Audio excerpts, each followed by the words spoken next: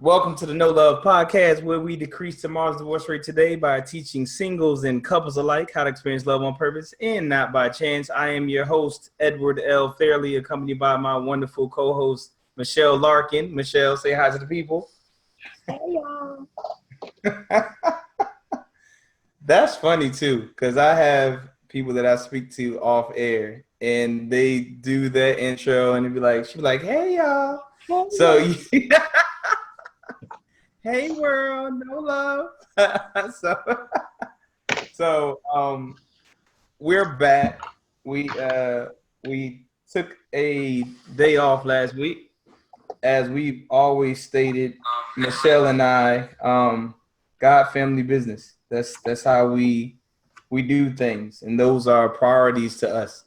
So in order for us to effectively pour into you all, we got to make sure that we are effectively being either poured into or pouring into our priorities. With that being said, let's jump into this topic. I don't plan on being before you long, but this is a very, very necessary and important topic. And for those of you who don't know, who are more than likely just listening via audio when you are on your respective podcast platform, the topic of today is how you perceive is how you receive. I'm going to say that again. How you perceive is how you receive. And this actually will cover all of the actual edges of the triangle.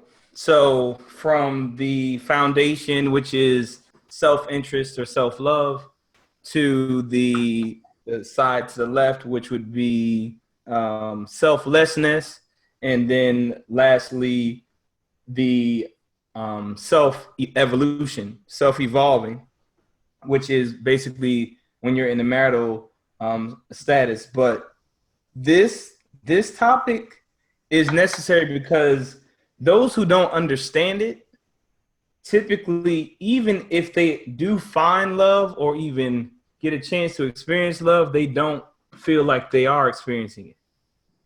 So it is so, go ahead. Oh, just keep putting that the amen and high fives. Speaking of that, I was advised to remind you all and myself about the #9s. For those who are new to this in your live, #9 just basically means that you heard something that you were like, wow, that's an aha moment, or is it truth? The reason why we've chosen #9 is because 9 is the number of truth. The reason why it is the number of truth is because 9 multiplied by any number, no matter what the actual total is, if you add those numbers up and bring them down to their simplest form, it will always be 9. So for example, if it's 9 times 2, that's 18. You take the 18, add that together, that is 9. 1 plus 8 is 9. If you do 9 times 11, that is 99, which 9 plus 9 is 18. Go back again. 1 plus 8 is 9. It always is 9. It doesn't matter how many numbers you multiply the number 9 by, you will always, the sum of that total in its simplest form will always be 9. So that's why we use #9 to represent you either heard something that is truth, or you had an aha moment like, wow, that was pretty eye-opening. So with that being said, throughout this conversation, if you want to, or you hear something, just share what that something was and put #9, which also helps us to know what topics we should delve deeper into in our future shows. So yes, please keep the conversation active and live. Along with Michelle and I will be looking at the Facebook comments. And for those of you who are listening audibly and you prefer to be live with us on Thursday nights, it's typically 7:30. But if you subscribe to my page, it will alert you to let you know. But I am Edward Lavar, or Edward L. Fairley on Facebook. And if you go to the No Love platform on YouTube, you'll see my face. So if you're concerned that, hey, I might be requesting some random Edward Fairley, you can see my face on No Love on the No Love Podcast YouTube channel, because these are recorded and they're uploaded for those who prefer video. And for those who prefer audio, of course, that's what I'm speaking to now. If you would like to be active and live on the conversation, just look me up on Facebook. I'm Edward LeVar Fairley, Levar. Fairley is F as in Frank, Airley. And just Not too my many friendship request incoming. Yeah, and we'll be here. So let's dive into this topic. Again, the topic of today is how you perceive is how you receive. And I don't think people realize how powerful this is and how they're either experiencing love but not receiving the experience, or they're not giving, because how you perceive also determines how you respond and how you give yourself. So, and how you give, which we'll dive into all of this, is also going to be how somebody reacts to you. So let's start with why this. Go ahead. You got your finger up. I'm guilty, and got great experience in this area, and I'm very willing to share. Okay, perfect. So, yes. So with this topic, the reason why it's so important is because we actually receive based off of how we think that someone will give. But the way that we receive, or the way that we think someone will give, is based on how we actually treat people. So if you are not a person that likes to forgive or will forgive someone, even if someone has forgiven you, you won't believe that you're forgiven. So basically, how you respond to people, or I'll put it this way. You have to, if you want something to be received, you have to first do it first, so that you will be the evidence that it can be done. So if you don't do something, or it's like, I would never do that, that means in your subconscious, you believe that no one else would do that to or for you. So the first point in this is how you perceive is how you receive, because it will prevent you from receiving even when you are given. So if I do not, if I have trust issues, I am going to always be combative about trying to prove my point, or even questioning your actions towards me. It is not until I fully trust you that I will be able to be receptive to what you do, or prevent myself from having to know where you been all day. What took you so long to answer my phone calls? I thought you had a break by such and such. It only takes you this amount of time to get home. So what is your problem? Where have you been? And then we have insecurities. How we don't think that we are pretty or handsome or what have you. So because of that, we think he or she is looking off and trying to be with someone else. So how we are responding to them is based off of how we look at and we receive ourselves. And even when we are truly and genuinely being treated in a manner where someone is interested in us and focused on us, and all of our actions or their actions don't correlate to what we assume. So because of how we see them and how we see the situation, we can't even receive someone that's genuinely interested in us. So throw an emotion. You said you're very experienced with this, Michelle. Straight fear. Straight fear. Not even, you don't have to leave. I don't have to go digging around looking for some emotion. It's straight fear of rejection, and fear of abandonment or aloneness, right? So that come into any relationship with that preconceived set of assumptions always kind of puts a tilt toward the negative. Just even no matter how much they love and care and express, you're kind of still going, yeah, but they could abandon me. Not that they will, and nothing they have done has said anything about that. That's right. But there's always this little message playing in the background. which Okay. makes it influences how you interpret things. Of course. So, all right. So let's use that fear or fear of rejection. So with that fear of rejection, which the core of that is self-esteem issues. Period. Which, Man, I'm doing much better now. I'm much better. I agree. I agree. But that's not negating the fact that those self-esteem issues come from contributing factors. People who feel neglected either had their parents neglect them, father, mom, boyfriend, girlfriend, sister, or what have you, which in turn, because of how they saw it and how they allowed their environment or their upbringing or their experiences to dictate how they view themselves, it caused them to say, okay, so because they left me, I am not worth someone staying and loving me or spending time with me or what have you. So that is the foundation of that particular fear. And because of this, from the foundational aspect of the triangle, now it's I'm not worthy of some person wanting me, so I'm not even going to put myself out there because they are going to reject me. Because I don't feel that I'm you don't put yourself out there, or you overcompensate. So there's two kind of. It's either you don't allow them to see you, or you overcompensate and try to earn their affection. Oh yeah, and that overcompensation.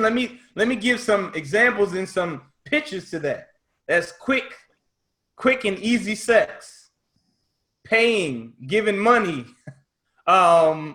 just doing things that don't even align with who you are as a person, which is very common. And it's also interesting how people don't even realize what they're indirectly saying. So for those who are out there dating and you're not being your total and complete and genuine self, if you're winning people over by putting up a facade, and what I call a facade is treating them in a manner that you would not be able to sustain for a long period of time.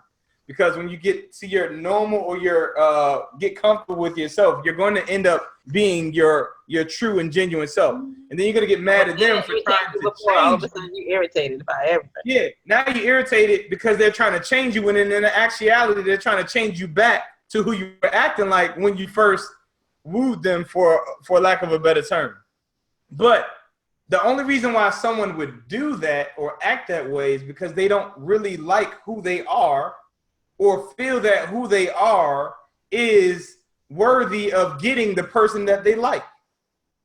So their presentation is based off of them liking someone or really, really being interested in them. But what they're presenting just indirectly says that I don't think who I am as a regular person is something that person of that caliber is going to want to be with. So let me act this way to try to win them over, as opposed to being myself in hopes that they just love me so that I can remain myself and sustain who I am while we're in the relationship.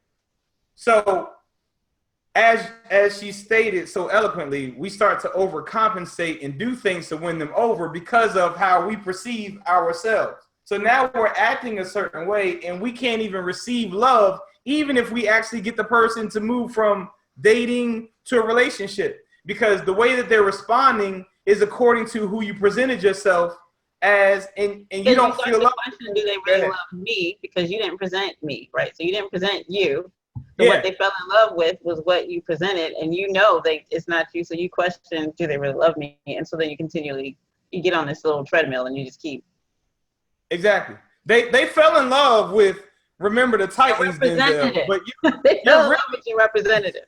They fell in love with Remember the Titans, Denzel, but you're really Training Day, Denzel, and deep down, like, and that's the one I want. Anyway. You said that's the one you want. Lord have mercy. King Kong ain't got nothing on me. All right. Tila says, hey guys, Michelle, I have a question. Did you find yourself overcompensating or lean more towards unworthiness? And what was the beginning to your process to recovery? That's a great question. That is a great question. Open your heart. Just pour it out on the table. So I vacillated between both. So I would say I started with self-worth issues, but worked them through to getting the person I thought I wanted, right? So I kind of stood up and came into my own and got this person that I thought that I wanted, but then I had these feelings of insecurity and started to, again, your story, this person of that caliber, I don't think I'm good enough for this person. And I'll just say they were super cute, right? I think I'm ordinary. They were super cute. I was like, how did I get that? Like, what? Ken? Hello? So like, so I was going, oh my God, I have to be like competing with all of the Cardi B's in the world because that's what they're looking for. They must want, you know, that epitome of perfection. And so I tended to overcompensate since I didn't have those tools, right? Because I don't look like that.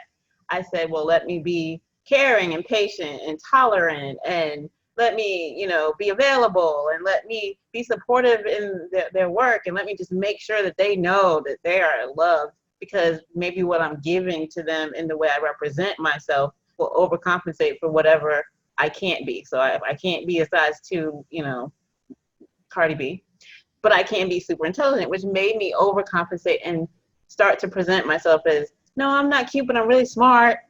Or, you know, I'm really like, I'm present. And so what the trigger for me to start this recovery and even started entering into this no love conversation with Eddie was, I'm getting the person that I want.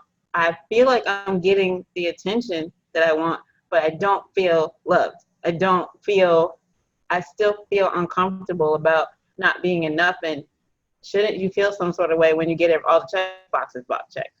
And it made me start to look inside and start to dig past that and realize all the things I just shared with you, that I was afraid that I wasn't physically representing what the epitome of the perfect woman was physically. So I overcompensated in a way that made me feel very disjointed. And so it's been a long journey of finding my internal messages, scripting them, talking them out, looking in the mirror and being like, hey, hold on, time out technical, like, come on, you're all right.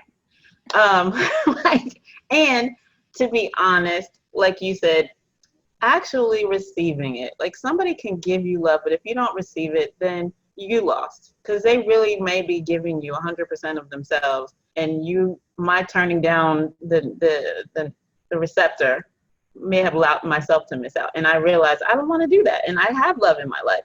So I'm going to take it in and kind of sit with it for a second and not realize I have to earn it. Because some of this, I didn't have to earn it. Honestly, this person was probably going to like me or not like me anyway. I just put a lot of conditions on it. And I've learned to take the blinders off, take the conditions off, and accept me, and let the other person accept or reject. It doesn't mean I'm not a good person. Now, I want y'all to chew on what she said with her process, because she switched some things. And indirectly, if I was to summarize what she just said, is in which allowed for her to be able to receive love, is she first loved herself. So if you notice, she said she changed her script about herself. So that means she started to like and love herself, which in turn allowed her eyes to say, because I love me, clearly somebody else can love me, which aligns with exactly what it is that I'm saying. So when you in your own eyes, your mind's eye, don't find you attractive or don't find you worthy of love, you can't receive it even if it's given. That's why people have low self-esteem, and you can look at them and be like, how the heck does she or he have low self-esteem? Like, I see him. That's not, they don't see from their eyes, they see from their mind's eyes like what it is that they're. When they lose weight, you still see yourself as fat. And I've been there too. Like, you are 290,000 pounds, and then you're 190,000 pounds. You look in the mirror and you still see the 200,000 pound person. You're like, what is going on? And everybody else is like, you're so beautiful. You look so great. You're like, yeah, but I see all this and that and the other. You're like, come on, man. Matter of fact, I can share a story. When I was in, like, from elementary school to middle school, I was the chubby kid. I had several necks. My sisters used to say I swallowed 3 or 4 times. Like, I was the chubby kid. I had the man boobs. I had all of that. I was a chubby kid. So I come up in a time where like we went hard at each other with the cracks and the jokes on each other, which just makes your self-esteem worse. So we're on the bus, we're joking and stuff, and one day in middle school, I'm like, well, the only thing that they ever have on me is my weight. So what can I do about that? I can take care of that. So every day for a year, I did sit-ups and push-ups for a whole year. I think I did like 25 crunches on each leg and 25 push-ups. That's all I did every single day for an entire year. But when I would look at myself in the mirror, I saw this chunky kid. What was in my mind? And one day we were in middle school and we're changing for gym. And I don't know how my clothes got left in the other room, and I didn't feel like putting all of my clothes back on. So I just had the shorts on and I didn't have my shirt on. So I ran to go get my clothes from the other room, covering myself up, picked up the actual my clothes and everything, and ran back to the room. When I ran back to the locker room, it was a whole bunch of girls that were standing in front of the door that I'm running to. So much so that it startled me till I dropped the clothes that I ran to get, and my whole torso is showing. And they were like, "Oh my gosh, you got abs in your chest, and oh my gosh, Eddie, we didn't know you." And I'm covering assumed in my mind's eyes. You covering your man boobs up because that don't exist. And I'm chiseled. And the crazy thing about it, after getting all of that affirmation from their responses and how they wanted to see me again, I literally started to see what they saw. And from that point, you never saw me at a basketball court or anything with a shirt on ever. Ever again. But the point of the story is I went through an entire year thinking that I'm this chunky kid because of what I told myself in my mind's eye, which was not really the reality. And well, the sad part is, think about it. I've gone through at least 10 years of thinking that I'm unlovable, even though I was literally thinking I'm not enough. That's what I'm trying to correlate. I'm correlating that to what we're talking about. It is what you are saying in your mind that is causing you to reject what could actually be coming your way. And it's also, which we're transitioning to that point, but even when you are truly being loved on, or truly being forgiven, or truly being trusted, because you have yet to do it yourself, you can't even receive it when it's done. You can't even receive unconditional love because you don't love unconditionally. So it's not until you start to do it, which in turn means now you see that it can be done, that you will be able to receive it when it's done to you. That's why it's so important. I hear these couples, they're like, okay, well, I'll start doing that when she gets her act together, or I'll start doing that when he gets his act together. But the crazy thing about it is you both are saying the same thing. So guess what's never getting done? He's never going to get his act together, and you're never going to get your act together because both of you all are waiting for each other to do something. So it never gets resolved. You do it first. You'll soften up their heart, not to mention you will allow for yourself to believe that it can be done to you. Because I'm going to tell you right now, you're going to mess up if you have not already, because you're human. You're going to mess up. And the crazy thing about it is, because you were not forgiving, now you're hiding stuff. Because you know, oh my gosh, I can't let him get me back or her get me back the way that I treated him or her after she didn't, after he lied or he did whatever. So now you're trying to cover stuff up.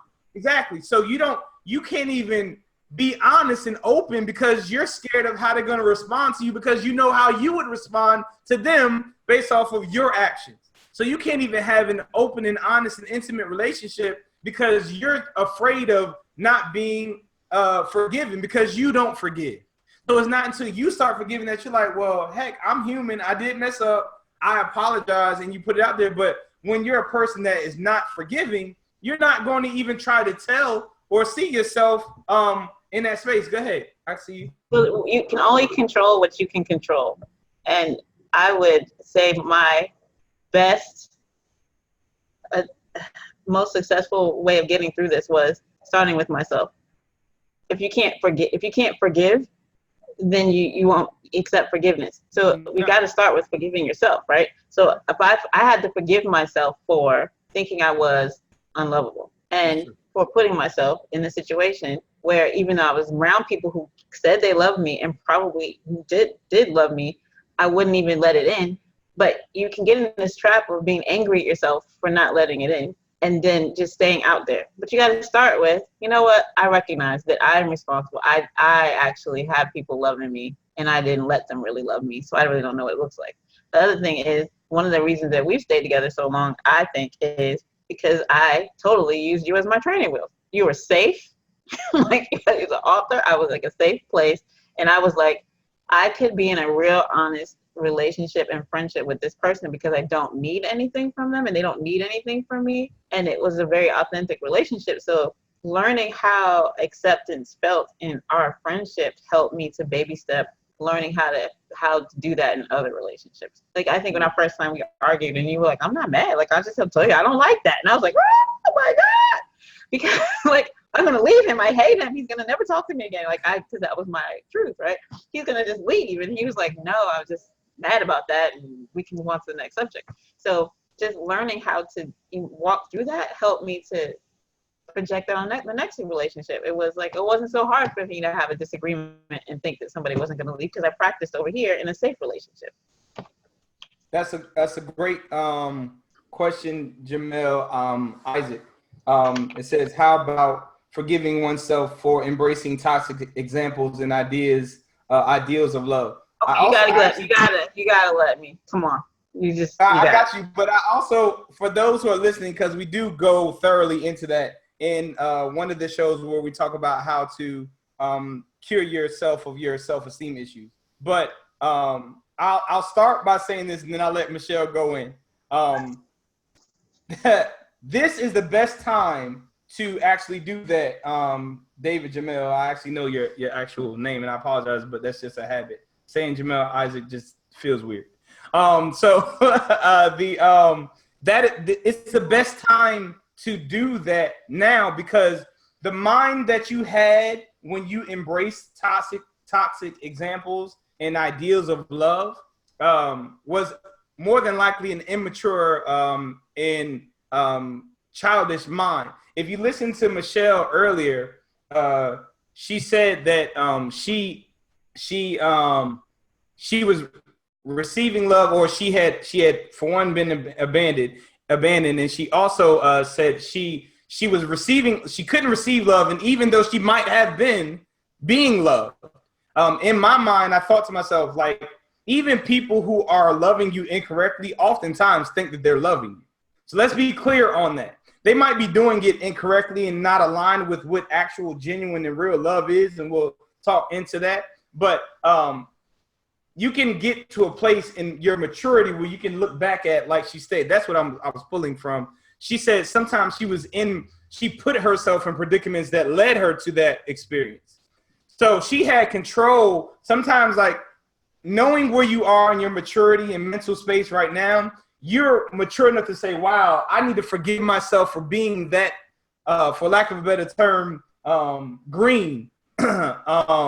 Or some people might say dumb or whatever, but that's due to lack of maturity. But you know in your heart of hearts that you wouldn't do it now. So this is the best time to investigate those relationships and realize that I was immature. I was not smart. I was not wise. And I would not even allow for myself to be in that type of predicament to where I can forgive my past self, knowing how mature mentally I am right now. So this is the best time to look back and pull from those tough experiences and forgive yourself for being receptive and experiencing those things and having that, which ultimately will allow you to forgive the other person who caused you to be a victim in that predicament. So go ahead, Michelle. I was writing so I wouldn't forget. Oh, okay. Go ahead. Many chapters of my life have been about forgiving the people around me for functioning with the best information they had at the time that didn't serve me well. Right. Mhm. So there are people around me as I was growing up or just maturing that didn't have the best information. So they didn't treat me with the best loving space that they could have. So like you're saying, so how do you forgive people for toxic relationships? One of the things is once you realize it, now you can address it. First of all, that's an epic moment when you go, oops, toxic, stop, pause. Second is that when you have conflict, it brings clarity. And so that recognition can make you real clear about what you don't want. Now you know what you do want, which is awesome. And the amazing thing is that you get to build on the new reality because we are, as long as we have breath in our bodies, have new chances to do something different. And so is it honestly one of the best epiphanies of this past year has been, oh my goodness, yes, I went through some challenging times, but guess what? I wouldn't be this person if I didn't have those challenges. And do I like this person? Absolutely. But I would have just had different challenges. Like, it wouldn't have been those, but it would have been something else. So is it really bad? Or is it how I respond to the experiences I've had that makes me the wise person that I am so that I can help the people who are going to come into my circle? And it's not really toxic if you recognize it and it doesn't take you out, it makes you better. That's good. He responded, he said, wow, forgiving them for functioning with the best info they had at the time they didn't benefit me well. He gave you a applause emoji, and then he said, okay, serious question. Hard-earned truth. Let me tell you. But it aligns with what we're talking about. Remember, the way that you perceive is the way you receive, but it's also the way that you give. Those people who hurt her or hurt me or hurt you, the person that is listening, those persons are giving based off of where they are. And I cannot stress that enough. That's why typically abuse people, bully people, and victimizers are victims. If you get to the core and the root of where all of that stuff comes from, it's a learned behavior. He says, what if you approach said people with your truth of their lack of love, and they fail to acknowledge and own up to the things they've done to contribute to unhealthy situations? Okay, so do I go in or do you go in? Not necessary to address them at all. This is about how you feel. Like, this is all about getting this right. And now that's like two or three shows back that you would have to listen to, because basically when you get to a place where you've forgiven someone, you don't need them to even say or accept what it is that they've done as what they did wrong or anything of that nature. You just forgive them. It doesn't matter how they receive it. Thank you when so much. Completely forgiven someone, whether they admit that they did it, and I'm gonna tell you right now, 9 times, not 9.5 times, and that's not even. 9 times out of 10, they will not. They're not going to think that they did anything wrong. Again, we just talked to you and stated that they came from a place they of think was right themselves. I literally have to counsel women and even men who they finally find love, and because they're not getting beat because of that's how they've been trained from their childhood up into their past relationships, they don't feel loved when they actually experience love, because throughout that time span, they've conditioned mentally that this is what love looks like, and that became their normalcy. So they feel that they're not being loved when they're actually getting loved, which again goes back to what it is that we're talking about right now, because the way that you give is the way that you receive, and the way that you perceive is the way that you receive. So if they are treating you badly, but good in a manner that this is what my foundation was and this is what I'm looking for in a relationship, I've literally seen people that are trying to push. And that was another thing through our process, me and Michelle, and I'm so grateful for our friendship because she's been forced to see what love looks like through our relationship. Those interactions, our exchanges, and how I'm just being honest with her and I just disagree or what have you. And I'm like, where you going? She's like, well, we just got into an exchange. It was time to go. I'm like, argument. We done. We done. Yeah, we're done with that topic. Like, I love you. Like, that don't mean we're done or I hate you or anything like that. That's not what love is. Love does not mean that you agree. It doesn't mean that you agree. Well, I grew up thinking that love was let's avoid the conflict or shut down. So and avoiding the conflict doesn't ever resolve it. So when we were going back and forth and I was like, I can't do the back and forth. If I love you, I got to shut up and sit down. Like, and you were like, no, let's have a real conversation. Well, okay. That opened up a whole different set of feelings because now I was being heard and my opinion mattered. That changed a lot of the internal stuff too. And that made me check myself. Someone put what is considered toxic. That is honestly, that's a broad statement. But I will discuss what love is before we get off the phone. So that should possibly help. If it's the opposite of that. In contrast, right? So if we talk about love, and by contrast, that everything else might be toxic. Yeah, exactly. And then another one said, true. What if the person says you are unrealistic? Again, you're trying to get validation from someone else. You still have not forgiven them, nor do you love yourself enough to be enough to where you're fine. If you're seeking for someone to apologize to you, you're seeking your validation and your love from external sources, and that is all a decision that you have to make for yourself. You're in a very, very dangerous place, and you need to revisit our show that's talking about self-esteem and love and how you actually address that and get to that place, because you have to be at a place where you're enough, where it does not matter whether your mom apologized for how she treated you or whether the person came back or not. Like, all right, I'll give an example. I'm almost willing to stand up and show you. I have burns, 3rd-degree burns on the back of my legs. My 4-year-old babysitter abused me. Y'all have no idea my story. But my 4-year-old, that's toxic. She would beat me just for trying to take a nap. She made me stand in front of this furnace, this fiery furnace, and dared me to move, and stated that if I moved, that she was going to whoop me. And I was so scared of her beatings because I had enough of them that I stood there until my corduroy pants at 4 years old melted to the back of my legs, to where I had to go to the hospital and had to rip them off of my legs, and they had to scrape my skin.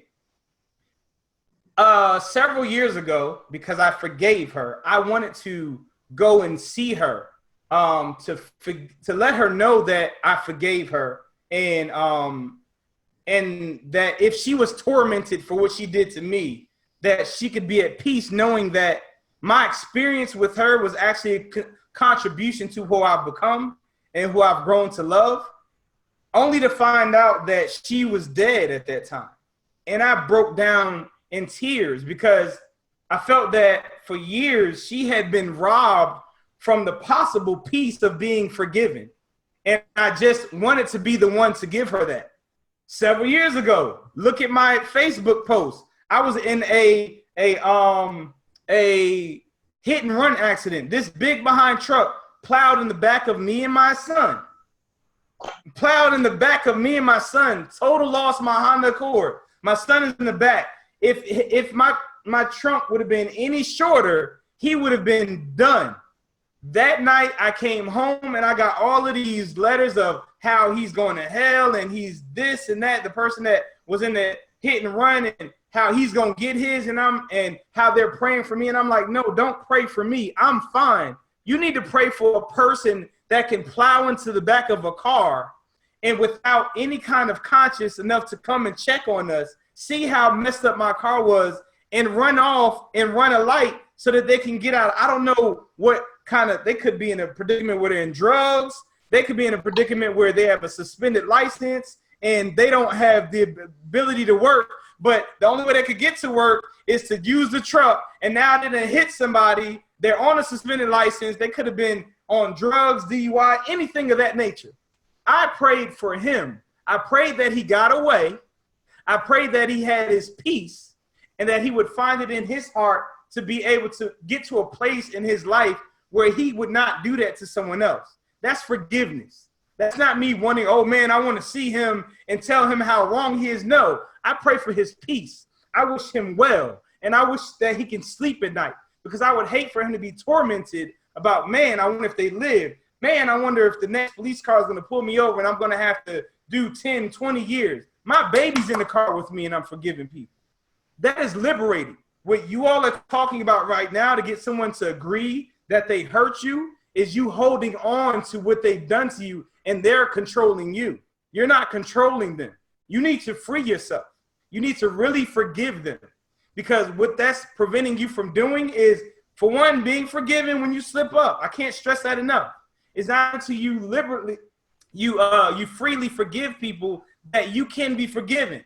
And when you don't feel that you can be forgiven, you start hiding stuff.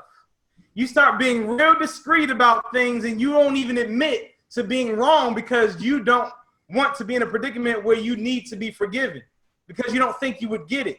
So you're not even honest. But before I go off on another tangent, because Michelle always talks to me, you be yelling. You get so passionate. You be yelling. But that is something that is really near and dear to my heart, because people don't realize how much bondage they are in and how much control they are in their minds. It's not even a real thing. Like, that happened 10, 20 years ago or through your childhood. Those people are sleeping fine at night, but you're thinking about them and what they've done to you. The clarity, the liberating part of it is not having to constantly try to justify, explain, defend, or understand the reason why they did it. Frees up your mental space to make better decisions, right? So like you said, you forgave this person that hit you so that you can really focus on your child and gratitude and move forward and what lessons you could have learned from that, versus giving all this negative energy over here. And that's what grace fills in the gaps. Grace fills in the gaps. Like, you're not God, so you don't have to worry about, making them pay or balancing their account on whether it was good or bad. What you can control is how you feel about a situation and who you are. Because if that situation brought up discomfort, then it was an opportunity to find the triggers in you that make you behave badly. That's just what it is, and move on. Because if you love them, if you love them, it's going to show up their inconsistencies, right? Like, if you love somebody who's acting crazy, 9 times out of 10, they're like, why are you not crazy? Yeah. Like we talked about in one of our other episodes. It's like, they're arguing, they're screaming at the top of their lungs, and you go, okay. Change the whole, like, what? You're not going to scream with me? What? Exactly. Like, no, I'm not. No. So what are we talking about? What are we really talking about? What's the objective here? Like, same thing with forgiveness. Like, what's the real root of this situation? Like, me holding you accountable is going to do what? So you say you're right or wrong or whatever, and then what? And another thing too, like, for those people who are so adamant, like, I want to hear them say that they're sorry or they were wrong. It still doesn't change what happened, which means you can't go backwards. The fact that it didn't change what happens means that if you decided that when they said that they were wrong or that they apologized, if you decided that I feel better now, you can still decide that you feel better now, whether they say it or not, whether they do it or not. That is a decision. Liberating. That's a decision. It's a decision. Yeah. And so in the end, it's always a decision. Whether you are mad, whether you are happy, whether you are in love, whether you are frustrated, whether you are anything, it is a decision that you are making. It's a decision. So for you to assume that them saying that that they're sorry is going to cure you, first and foremost, that makes you a slave to their apology. And it means it's not until that person if my daddy come back, or if my daddy was here, I'd be a better person. If my mommy was there, I'd be a better person. Actually, if you shift the way that you look at those things, they kind of taught you how to be a great person. And what I mean by that is that person that hurt you, you know exactly how to not hurt someone. You can do the absolute opposite and be a great person towards that child that you haven't had yet. Or, I don't know how to be a father. my father wasn't around. So you know exactly how to be a father. Be around. All those things that you did not like feeling like when he was not there, make sure you're there for those type of things. All those times you wanted to talk, make sure that you're available to talk when those things happen. So I really, in the whole premise of this show, and one young lady said, when do I do these shows? Typically on Thursdays, and you can go through my wall to look at the actual, the other shows, or you can go to the No Love podcast on YouTube. All of the shows are listed there. Or if you just type in No Love podcast and you listen to podcasts on any platform, it will arrive there as well. Lisa Bonds, who I think is actually the one that said that. Yeah, she was the one there. But she said, Edward and Michelle, you two make a great team. I can't wait to see the both of you in person. And that you will. And Jamel said, you need to seriously run with that. That quote was powerful. Makes you a slave to their apology. Oh, I'm just talking, man, from the spirit and how I feel. As far as transitioning to this particular thing, another thing that how you perceive is how you receive kind of contributes to your interactions. Is it prevents you from giving unconditional love, and it's because you're so reactive, so you're waiting. Like I told you, is that the actual couple that says, oh, well, when he get his act together, then I'll start doing right. When she does this, then I'll start doing that. So you're not doing, you're doing tit for tat, or you're doing manipulation, which is the opposite of love. Now, let me explain what love is for those of you who are new to this, and you were talking about like what is toxic and things of that nature. First and foremost, let's define what love is. And love is, it's a one-way street. I know you all have heard these songs, these old school songs about how the love is a two-way street. That is a lie. It looks like it's a two-way street when it's done right among a couple, but it's a one-way street. Love is give and two give one ways that look and like it. give because I want to express how much I love you in this moment. Now, manipulation, on the other hand, is I'm giving you this and I expect for you to do this to me or for me because I've given you this. That is manipulation, which in turn causes you to be frustrated when you don't get what you wanted out of that deal because you had an expectation of the other person based off of what you have given. That's not love. If you give and it's just to express that you love that person, you want them to feel loved, whether they do anything back or not will actually make you feel happy or sad. You just are excited about expressing love. And boy, almost in my mind, I went on a tangent.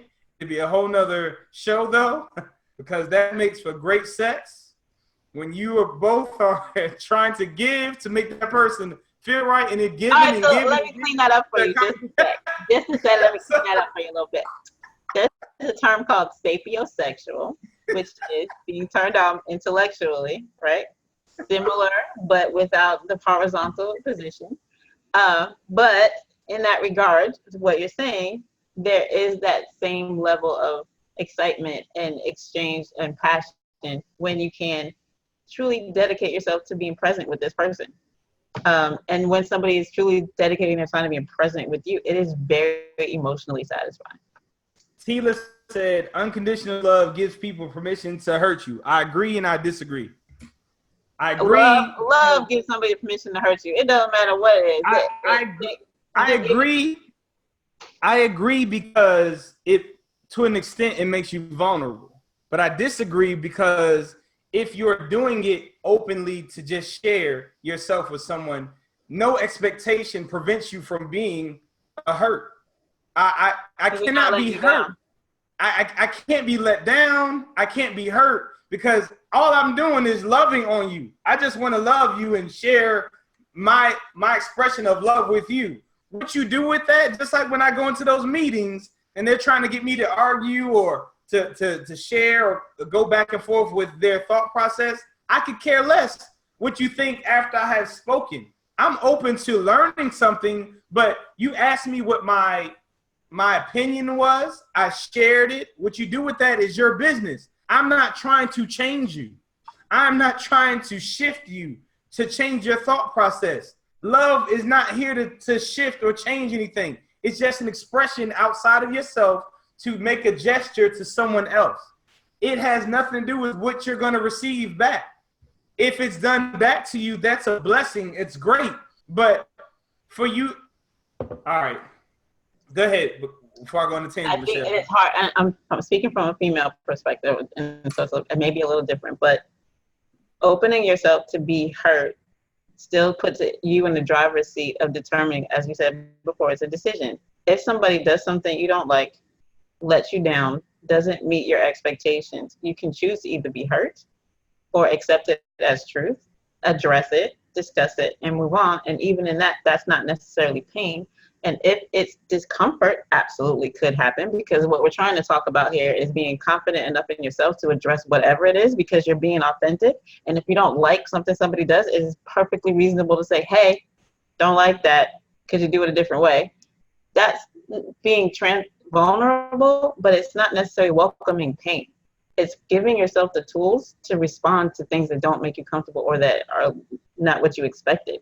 And the pain that you may have from the worst case scenario playing out at some point will ultimately be overshadowed by the fact that you know that you were fully present, and feeling is a part of being alive. And pain doesn't have to kill you. It can be a learning experience. So it's how you perceive is how you receive. If you perceive that it's going to be painful to be vulnerable and open and not have all of your needs met and all your expectations met, then you're going to function like it's going to be painful, right? My bad. I'm going to get off my soapbox right now.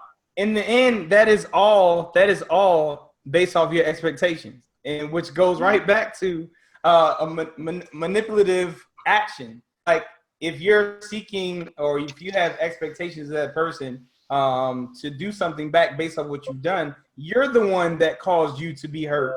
You're the one that caused yourself to be disappointed. You're the one, because it's your expectations that you are basing your response on. You had expectations that this was going to get you this type of result, and it did not happen, which in turn caused you to make the decision not to be happy or to be frustrated. David Jamel said, but if you're giving love and not receiving it back, then maybe you should give your love to someone else who will give you what you want. No, that's a great question. So based off of that question, that is a broad statement.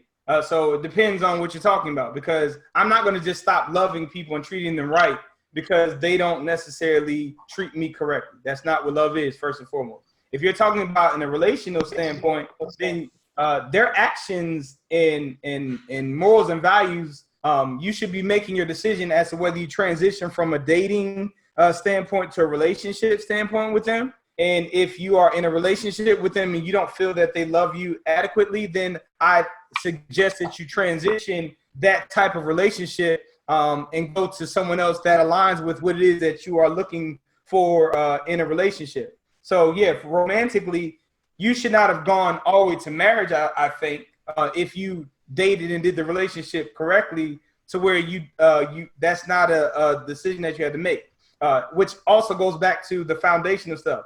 If you don't love yourself when you start dating, that's the only way you're going to get in that predicament where you've chosen someone that is not loving you accurately or adequately. This is why it's imperative that you love yourself first, so that you don't put yourself in a predicament where you have joined with someone that can't love you because they don't even align with what it is that you look. But that's the reason you wrote your book. Your book exactly. was predicated on the feeling that question stirs up. Like, I'm here now and it doesn't feel right. What do I do? And that was the premise of your book, which is to go back and figure out at the root of it, where did we go wrong, and try to figure out if we can establish. This is why it's imperative to love yourself. And it goes back with what we were talking about earlier. Because when you love yourself, you repel the people that are not for you. But sometimes because we get so caught up in how they look, we're like, dang, I missed out. How I messed up another one. No. You repel the person that is not for you. When you love you and you act like you, the person that actually starts clicking with you is the one for you. And now you don't have to change who you are when y'all get into that relationship aspect because they actually love who you are. So that's why it's important for you to fall in love with yourself, because when you get to a place where you love yourself, you don't deal with anything less than someone respecting you and loving you adequately. Period. It doesn't happen. It's not even a thing. Some people ask me, they be like, well, what if someone called you and they said that? I can't really respond to that because no one would ever do that. The way that I carry myself and the way that I maneuver, that scenario that you're giving me, it's not possible. And it's like I apologize. I really want to even relate to that. But the only reason why you're experiencing that is because you don't love yourself enough to make people respect you. I'm sorry. That's just, go ahead, Michelle. I'm going to tweak that just a little bit because we're a very complex being, right? So you can be extraordinary in so many other parts of your life. You can demand respect professionally. You may be the best friend, and then in the marriage or romantic relationship, your confidence isn't the same, so you attract a different type of person. So it's not like it's all or nothing. These are just really cool, interesting parts of our life. We just have to be working on the relationship part because I'm speaking from experience. Professionally, I've been always very comfortable in being confident, but this same person who can show up in a boardroom and be like, this is what we're doing, and get in a relationship, be like, but does he like me? I don't understand. Yeah. Don't make no sense. It's not like, that's crazy. So I say that to this gentleman. Compartmentalizing in your mind that something is different. And it's like, you're still you. We've had that conversation. Yes, 1,000 times. He's like, how are you getting in a boardroom and be killing it? And you like, this person doesn't like, what? Same thing. Be this person. It's the same. I'm so glad you said that because relationships are relationships, which is why you need to fall in love with yourself, because that really contributes and helps other relationships, whether it's in business, whether it's romantically, whether it's with your children, whether it's with your family. When you love yourself, that makes for loving relationships outside of yourself. But it starts with yourself. And unfortunately, we have gone through this thing called life and we've allowed external things to define who we are inside, and it's not accurate. So now we're fighting with this picture of who we are inside against with what actually could be for us from a loving standpoint with that person that really wants to be with us. And you're blocking everything and missing out on so many things that you could be enjoying because you have yet to love yourself. That's why the people that I counsel when they're married couples, they get upset with me. We came to you for marriage counseling. Why do you have us going through this dating phase and all this stuff like that, going through your simulation through the dating phase? And I'm like, because I can assure you that most of y'all's problem is our singles problem and how much you love yourself as individuals, which is why you cannot live together and love each other as harmoniously as individuals. You're trying to change each other to one another instead of just loving who you are, which in turn causes someone else to love you. Lisa Bonds, you don't have to look up my book. Just inbox me your actual email address, and I will email you a free electronic copy of the book. No need for doing all that research and anything of that nature. I'm glad you're interested. Book is really helpful. It's really helpful. She also says, I am going to therapy, and I think this is the best therapy. We were just talking about this yesterday in therapy. My therapy is to teach you how to actually counsel yourself. I have a simulator, which is a board game and an actual app that's coming out that will be free. That will allow for you to actually go through the simulation to teach yourself how to self-counsel yourself from the dating through into the relationship and marriage phase. So yes, preventing it prevents you from giving with unconditional love. Like, you cannot give love unconditionally when you have yet to do it to yourself, which goes back to the whole forgiving thing and all that stuff. You cannot receive what you don't first give yourself and other people. Go ahead, Michelle. You can't give love unconditionally if you believe that it's scarce and there's not enough of it to go around. Like, if you believe that if you give something to someone, you're losing something yourself, then you can't give it. You love it, and I'm saying that from a person right now who is in a very unconditional space, and it's an awesome place to be. And it's new, so I'm not, I can't speak about everything, but I can say that loving someone without needing them to respond to it is liberating and enjoyable, but much more than I ever thought it would be, because I felt like it was conditional. And at the root of that is this concern of, if I give to somebody else and they don't give to me, have I been loved, or is it equal? And at some point, does it matter? I mean, because honestly, loving feels great. And loving someone typically makes them want to at least be around you, which you enjoy more because you love them. And if you're fully present because you're not losing anything, you're going to develop a rapport and a relationship that's going to at least continue to reciprocate. And like you said earlier, love tends to beget love, right? So if you're just giving requires receiving. So even if you don't get it from this person, the wonderful thing about the law of giving is that you will receive. It may not be from this person, but you will receive. Yes. And another thing too, that I can't let go, I have to speak to. You really have to fill your own well with love. It's what you're giving is an overflow. It's not to fill your own well. I don't know how you go about doing it. I do a lot of reading, do a lot of prayer, I do a lot of reading the Bible, in particularly, to fill myself so that I can pour into you all. Because I brought up the Bible. Me knowing that that my God demoted himself into human flesh just to die for me so he could have a relationship with me. You cannot convince me that I'm not valuable. My wife leaving could not convince me that I'm not valuable. And because I know I'm valuable, I carry myself like I'm valuable, which in turn causes people to look at me like I'm valuable. And they treat me as machine. They treat me as such. But I continuously pour into myself. They're reaffirming myself and who that I am loved, so that I don't need it from someone else. It's great to get it from someone else, but I don't need it from anyone else. And the problem is, and what makes a lot of people desperate. It took me a long time to get there, and we had many arguments about that. Yeah. Yeah. The problem with people is we're going into relationships desperate because we're seeking validation from external persons. We're not coming into this relationship thing whole. We're coming as halves, which is why we say that's my other half, because you're literally looking for your other half because you're seeking someone to make you whole, which means if they die or divorce you, now you're back to another half, which is crazy. You need to come to this already whole so that you don't need for someone else to make you feel that way. And you will not put all that pressure and responsibility that no one can ever live up to on your mate, on your spouse, on that person that you're dating.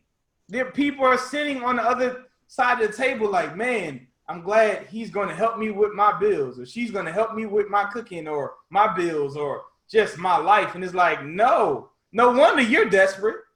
No wonder you're trying to pull all the tricks. You juggling, you're giving out sex, you're paying for, here, you want some money? Come on, baby girl. Like, no, you can't even just be appreciating love. And let me, for those who are new, I'm speaking from being on the other side of that track and making my way to this side of the track. So I'm speaking I'm bilingual here, or by experience here. I'm coming from a place of, I had the lowest self-esteem. If you go back to the first show, this all stemmed from me self-counseling myself and getting us to where we are right now. To where I am counseling other persons. So Oh, that's a good question, Jen. She said, could that not make someone new feel intimidated? That is a wonderful question. And again, this all goes back to loving yourself. I don't have time to worry about whether my wife feels intimidated about me loving myself. She has to love herself to where she does not have to feel intimidated. It's so many people that, oh my gosh, I can't make. We were talking about this last show. You can't have you making more money than me because then I'm not the man. That's not their problem. That's your problem.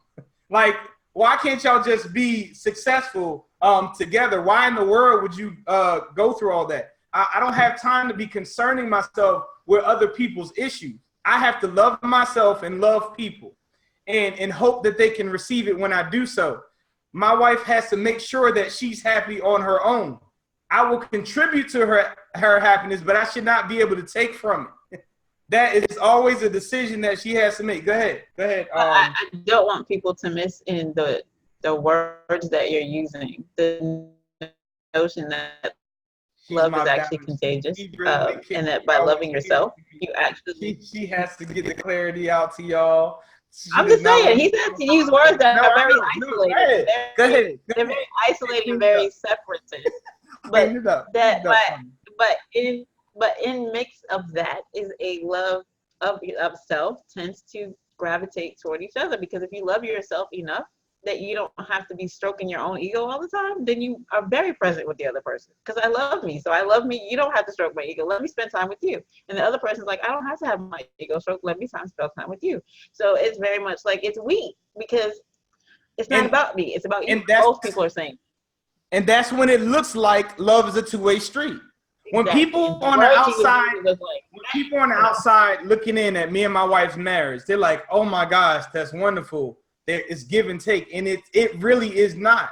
We typically, and it's through our conversations and everything, we're competing to show each other that we love each other more than the other person. That's literally what we're doing. We are competing. To stroke my ego to prove that I should love myself. I have enough of love for myself that I can spend time on you and not feel like I lost myself, which allows both people to feed each other and be comfortable when you're apart. Because I know that if you're spending time working on yourself, you're going to come back better. But that goes to the end of the actual triangle, the self-evolution. You have to evolve in self so that you are more attracted to your mate. Because the better you get, the more attractive they are. Like, and the more independent they are, the more you love them. You're like, ooh, that's cool. Like, he's real confident. I like that. Okay. Lisa says, how do you know someone is sorry if they don't say it or show it? Sometimes it's so hard to forgive and move on because you need closure. No, you don't need closure. You decided you need closure. You don't. That is a decision that you are making. And again, decisions, but do they require closure? Answer me this question. If the person that is supposed to apologize to you dies, that's what happened to me. I no longer can be happy. This is what we're saying. I really want us to grasp the concept of what it is that we're saying. If this person dies or divorces me or whatever, it's not until they say, if you've concluded that it's not until they say that they're sorry that you're going to be okay, you're more than likely going to die not okay. This is a decision that you have to find the forgiveness in yourself and forgive them, to liberate yourself from being held down by how they are treating you.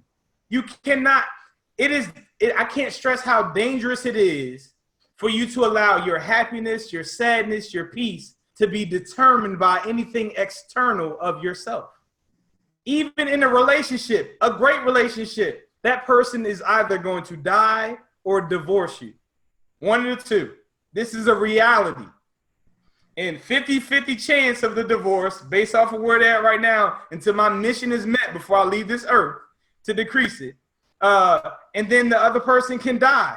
That is a definite. So you got a 50-50 and you got a definite. So if we are waiting on someone outside of ourselves to determine how we feel, you will forever be a slave to that person. You be a slave to that. Dangerous. Go ahead. You be a slave to that person, but it doesn't negate the opportunity to address it.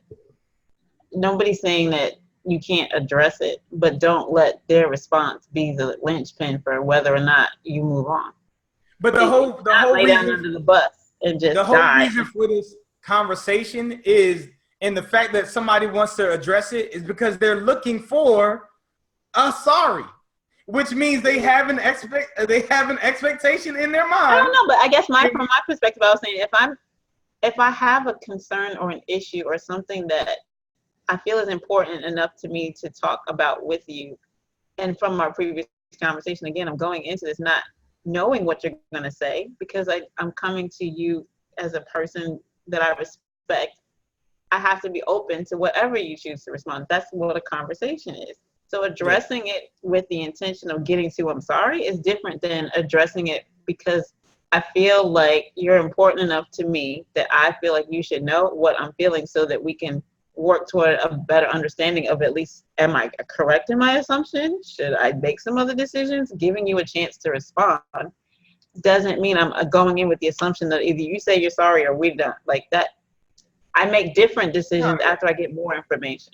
No, and for point of context and clarity, these responses, I'm confident in my discernment are things that have happened or things that won't happen that people are determining as to whether they're going to be fine or not.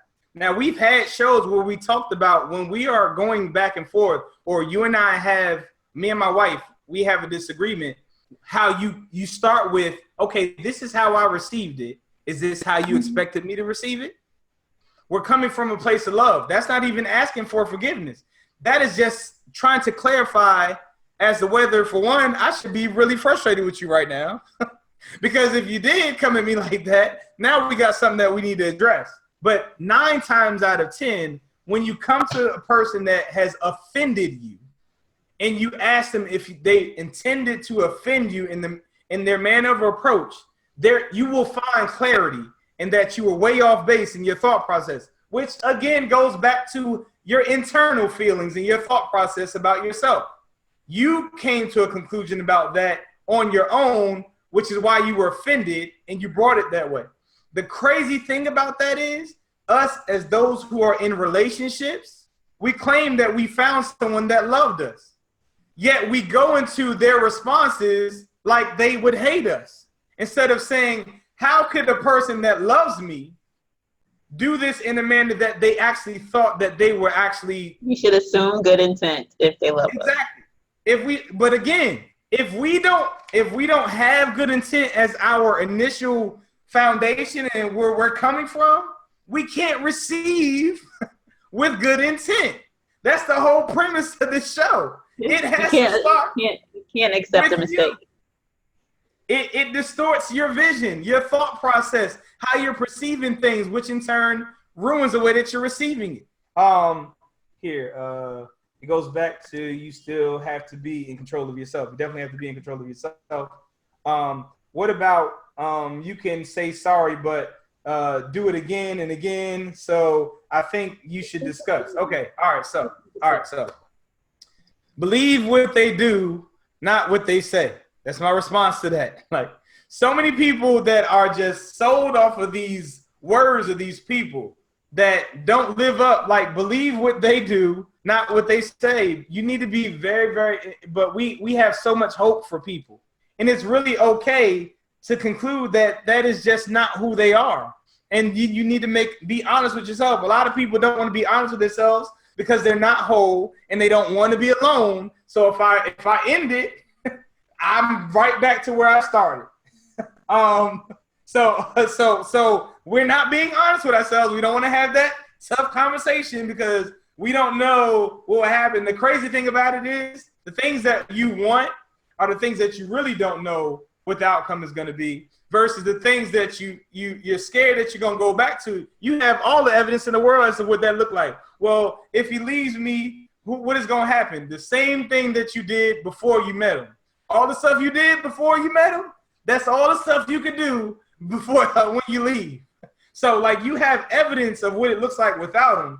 You don't have any evidence of if you keep on dealing with this crap, what it's going to look like on the other side. You don't have any evidence of that. I'd rather you go back to knowing what you got for yourself and working on that than to keep going on in the dark and just hoping and praying that this is going to be taken to a different place.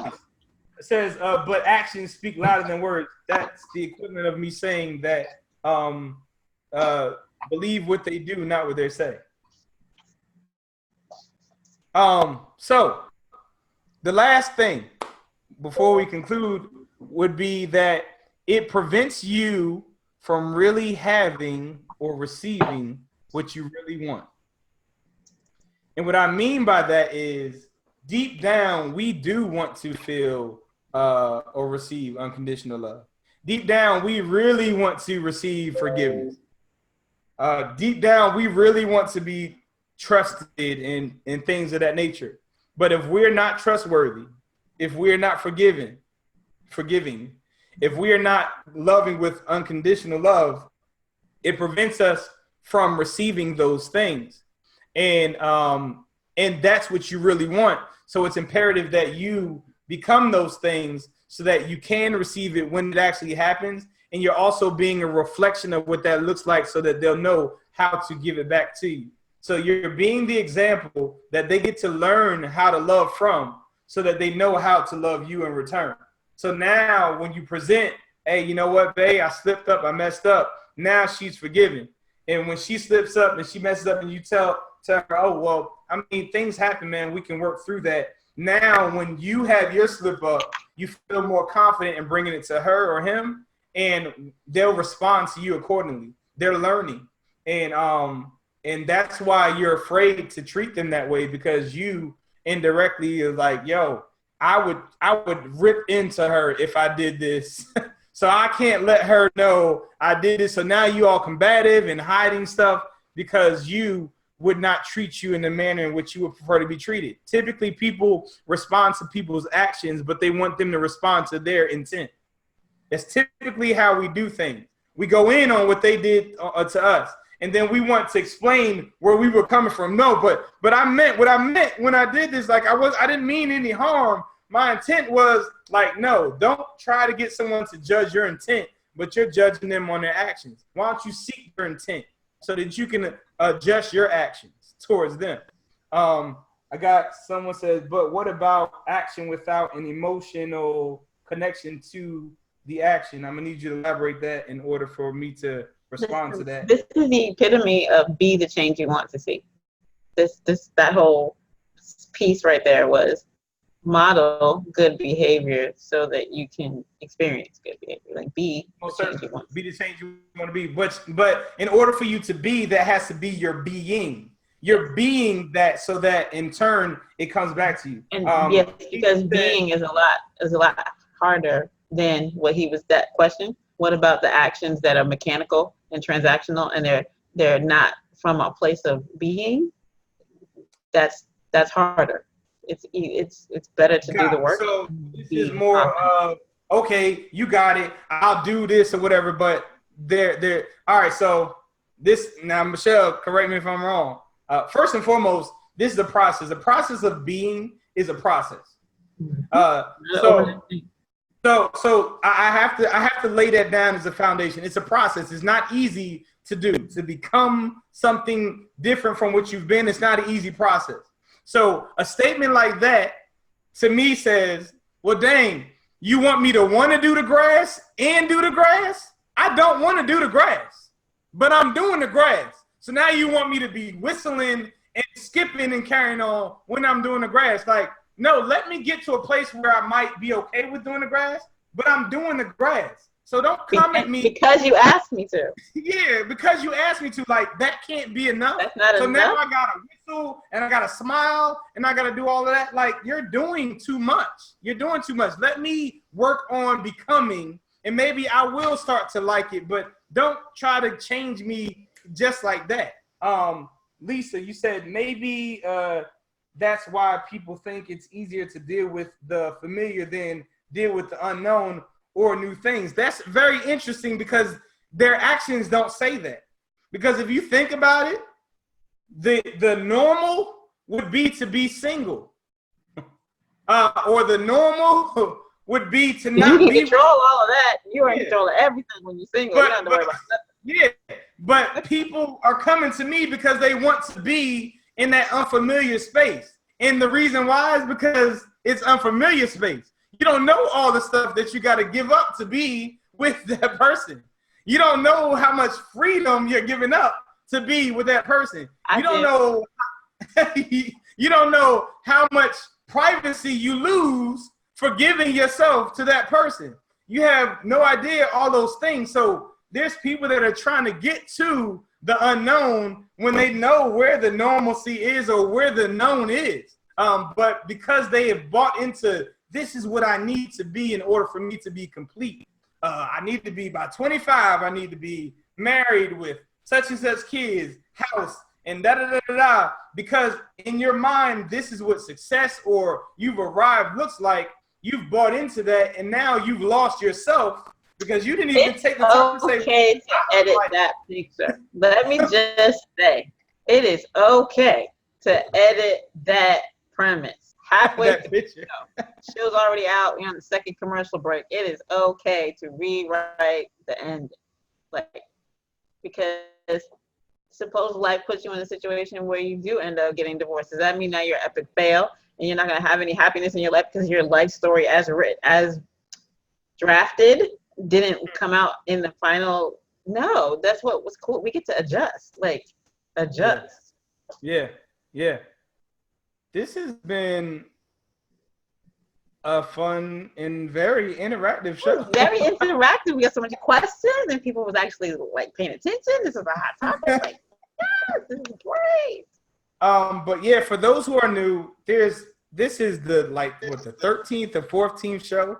So you definitely have some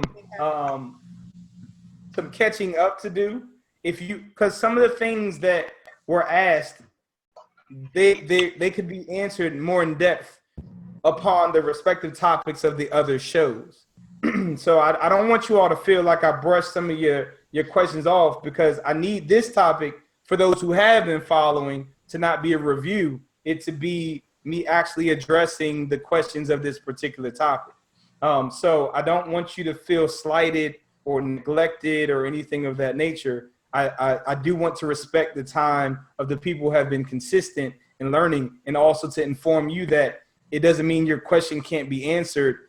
For one, you can inbox me. For two, you can also get the answers from the previous shows to the questions that have been answered today. And I kind of alluded that they've already been answered in different shows. So I absolutely love you all. I cannot stress that enough. I promise you, I'm not just making that up about keeping my well full. I am consistently reading and challenging even my thoughts so that when I present things to you all, I am not destroying you all. That would destroy me.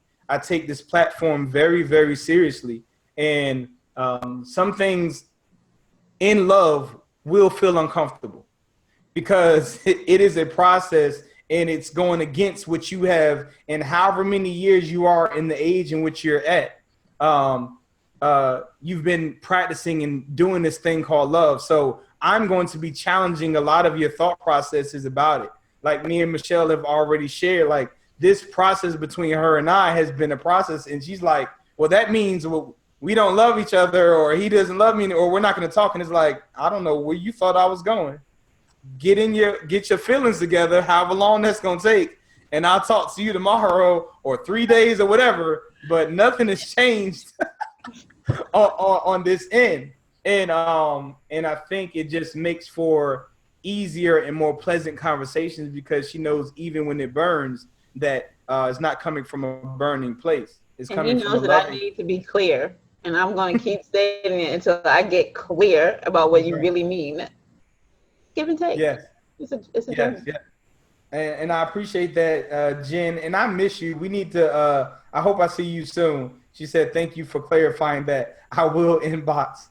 Yes, please inbox me. But again, you can listen to the shows as well. And I promise you, if I suggested that was in another show, you would be able to get that answer. Matter of fact, before I even go, I am going to look to see what your question possibly was so that I can address it before I leave right now.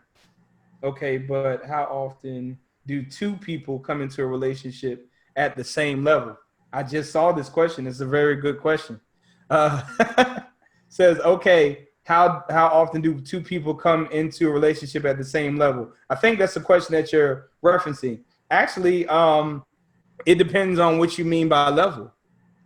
Um, when you are seeking someone from a relation in a relational standpoint, you should not necessarily be seeking someone that is, I guess, from a level standpoint, you should be seeking them based off of them sharing your morals, values, your principles, and characteristics that you're looking for, whether there be a gentleman, respectable, things of that nature. Those are the things that you have, which I have coined the Maybe they're non. asking how many times you come in a relationship with the same character, the same. I don't know. She hasn't corrected me yet, but that's what the question is. How often do you come into a relationship and you're on the same level? To think with the same level of fullness. You mind elaborating on the word fullness, please? I don't like to answer incorrectly. You mind elaborating on that word fullness, please?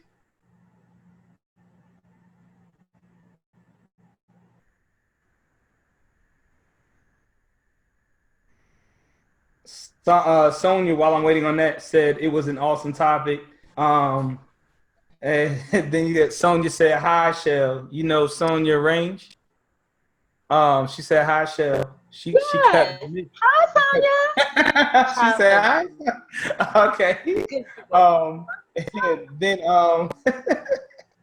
then Lisa said, I think she said, you need him to give it to you as he did, Michelle. Love you. Same level of love for self. That is a great question. That is what you should be searching for, Jen. You need to find someone that is not. There's people that I can't stress to you enough. They are trying to seek love from someone else because they don't have it in themselves, and you will drain yourself and you will run yourself ragged, and they are insatiable. Let me stress to you how insatiable that type of person is, and to where you need to discern that while you're dating before you transition into a relationship with that person, because there's no way that you can please them because they came to you not pleased, so that they're going to end up being with you or leaving you that way. You said love for life and of life. Again, that should be. It sounds like you're kind of describing what I consider your non-negotiable list. You should be dating with a list of a person that is not physicalities, but things that are as deep as that. Love for life, whether it be love for animals, love for your particular God or religion, or anything of that nature. You should have a list, which I, again, stated there. It's a non-negotiable list. And my book is called Your Grocery List. And that is something. Book, sir? And the name of the book would be? The name of the book is called The Handbook for Increasing Your Relationship IQ. The Handbook for Increasing Your Relationship IQ. If you are a listener to this podcast and you find a way to reach me in my inbox, which I said through, you can either do on YouTube or on one of my, like my Facebook or anything like that. If you inbox me your email, I will gladly for free inbox you the actual e-copy of the book. You don't have to go purchase it. Everything that I do here is to empower you all so that you all can I met him through the book. I bought the book. Yes. I wrote him and said it was a great book, and look, like, what, 7 years later, we're like besties. That's so yeah, exactly. So Michelle, what you'll learn from listening to the other things is that she is the opposite side of love. The slogan of our company is to go from no love, NOLOVE, to no love, KNOWLOVE. I am married, which some people feel or think that is the end all or the end goal. So for me as a married person to be talking to single persons, they might conclude, well, you can't talk to me, you're with someone. So we have a polar opposite. Not we married, have a divorced, we have a single parent, single my life, like single parent. He ain't over here. Exactly. She's a But I single like me. person who absolutely loves herself, and through her process with me, we've come to this place of love and the expression of it, which is how this has come to be. Someone put, man, y'all are going in tonight long and hard. Wow. Then she put, also, thank you for the cutting grass analogy. I will not expect skipping. Okay. Yes. Be happy the grass is cut. That's Okay? good. Just be happy that the grass is cut. Hey, y'all, I promise you, I will continue to meditate and focus on growing you all as I grow along with you. But I can assure you, if you continue with me, you will ultimately begin to love yourself and experience love on purpose, not by chance. And until we meet again next week, I love y'all. Take care and have a great rest of your week.